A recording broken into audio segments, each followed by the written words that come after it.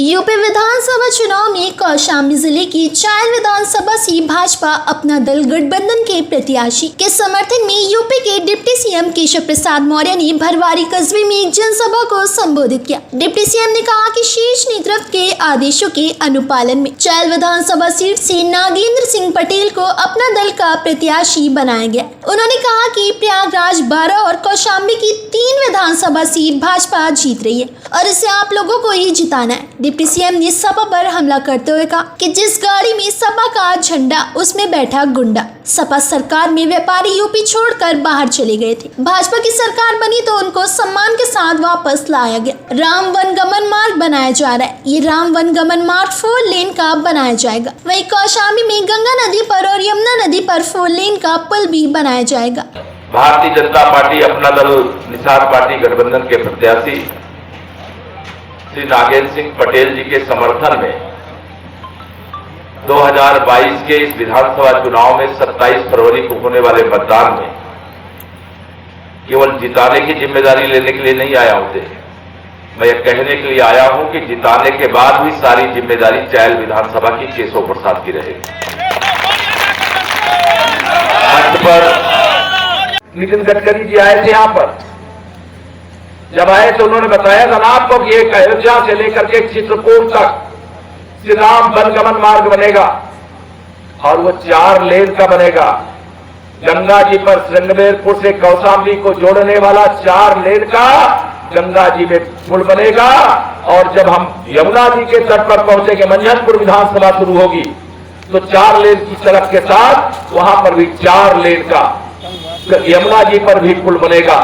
अर्थात अयोध्या से लेकर चित्रकूट और चित्रकूट से आगे रामेश्वरम तक ऐसा मार्ग बनेगा कि रामलला का दर्शन करने वाले भगवान राम की वनवास यात्रा में जो उनके लीला स्थानों के दर्शन करते हुए और वह पर्यटन का धार्मिक दृष्टि से कितना लाभ मिलेगा इसका अंदाजा आप स्वयं लगा सकते हैं।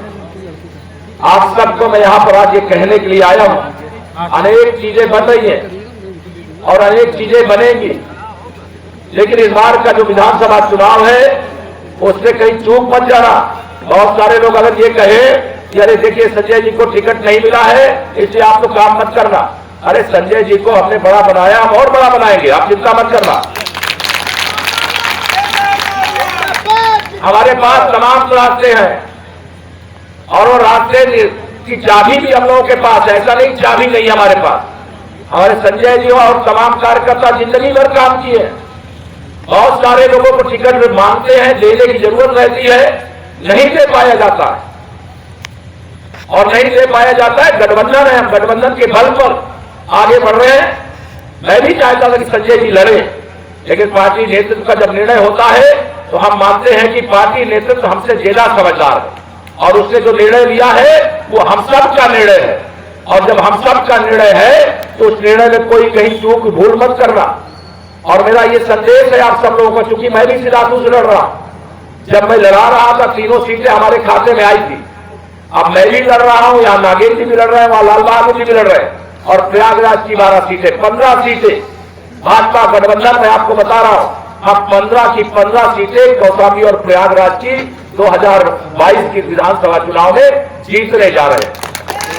300 से ज्यादा सीटें जीत करके 10 मार्च को 11 बजे ही सपा बसपा कांग्रेस का 12 बज जाएगा। ये ध्यान रखना, मैं आपको बता रहा हूं। कौशाम्बी की धरती पर आगमन हुआ और जब माननीय प्रधानमंत्री जी आए तो आप सब जानते हैं, आप में से अधिक हम लोग गए भी होंगे और जब गए हैं तो वहां जब महारैली का समापन हुआ तो वापस आने के बाद एक आवश्यक बैठक थी। उस बैठक में मैं भी था, आशीष जी भी थे, विनोद जी भी थे। उस बैठक के बाद यहां पहुंचने में थोड़ी देरी हुई है। मैं आप सब लोगों को यह कहने के लिए आया हूं, लेकिन मुझे तो पूरा विश्वास है हम कौशाम्बी की 3 सीटें जीत रहे हैं, इसमें कोई किसी प्रकार की शंका नहीं।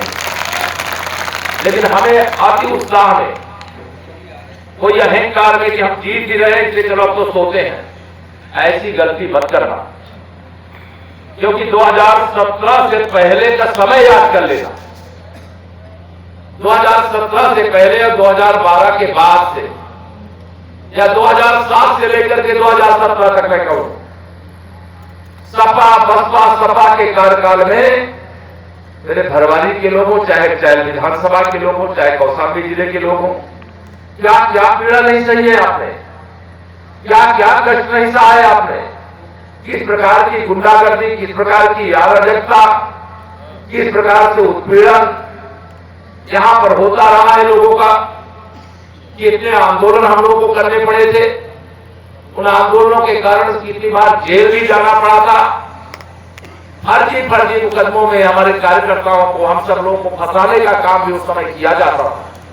लेकिन हम सब लोगों ने भी तय किया था, कोई लाठी गोली और जेल के बल पर ये सपा बसपा के लोग भारतीय जनता पार्टी के विजय रथ को रोक नहीं सकता।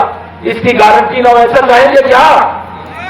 आपके बच्चे स्कूल में पढ़ने जाए और वो सुरक्षित घर वापस आए, ऐसा कोई माँ बाप चाहेगा क्या? यहाँ तो अधिकतम व्यापारी रहते हैं, कोई व्यापारी को कुछ नहीं चाहिए, वो तो मेहनत परिश्रम करके 2 पैसा कमाता है और कमाने के बाद अगर उसकी सुरक्षा ही न रहे तो यहाँ क्या सुरक्षित वातावरण में कोई रहना चाहता है क्या? जब सपा की सरकार थी तो उत्तर प्रदेश के लगभग अलग अलग जिलों से हजारों लोग यूपी छोड़ करके भाग गए थे। हमारी सरकार बनी, उनको सम्मान के साथ उनको घर में वापस लाने का काम किया, विकास की गंगा बहाने का काम किया, सड़क बिजली पानी की एकदम पूरी तरह से बाहर आ गई। गरीबों के सामने जब कोरोना के संकट का सामना करना पड़ रहा था तो कैसे भोजन होगा, तो माननीय प्रधानमंत्री जी ने प्रधानमंत्री गरीब कल्याण अन्न योजना शुरू की और उसके माध्यम से लगातार 2 साल से फ्री में राशन जिनको जरूरत है, जिनको मिलना चाहिए, मिल रहा है कि नहीं मिल रहा है? फ्री में देश के अंदर कोरोना का इतना बड़ा संकट था, अगर वैक्सीन नहीं लगती तो हम लोग सुरक्षित रहते क्या? पता नहीं हमारे कितने लोग चले गए और कितने लोग चले जाते। लेकिन श्री अखिलेश यादव जी ने कहा कोरोना की वैक्सीन नहीं, तो भाजपा की वैक्सीन है। अरे वो वैज्ञानिकों ने तपस्या करके वैक्सीन तैयार की थी। जब हमारे देश में वैक्सीन नहीं बनती थी, किसी प्रकार का रोग आता था तो हम अमेरिका की तरफ, रूस की तरफ, चीन की तरफ टकटकी लगाए बैठे रहते थे कि हमारा देश इतना बड़ा है, अगर हमारे देश के लोगों को भी चेचक की वैक्सीन लग जाए। लगती थी कि नहीं? पहले टीका लगता था कि नहीं लगता था? प्रतीक्षा करते थे। लेकिन आज हमारे देश के वैज्ञानिकों ने जब तैयार किया तो उन्होंने कहा नहीं, ये भाजपा की वैक्सीन है, और उन्होंने टीका नहीं लगवाया। उनके पिताजी श्री मुलायम सिंह यादव जी ने लगवा लिया। लेकिन मैं आप सबको ये कहना चाहता हूं, भाजपा का चुनाव निशान चाहे कमल का फूल हो, चाहे अपना दल का चुनाव निशान का प्लेट हो, यह सारा चुनाव निशान ऐसा चुनाव निशान है जिस चुनाव निशान के सामने वाली बटन दबा करके सपा के मुखिया श्री अखिलेश यादव जी को ऐसी वैक्सीन लगा दीजिए कि 10 तारीख को समाजवादी पार्टी का नाम बदल करके समाप्तवादी पार्टी हो जाए।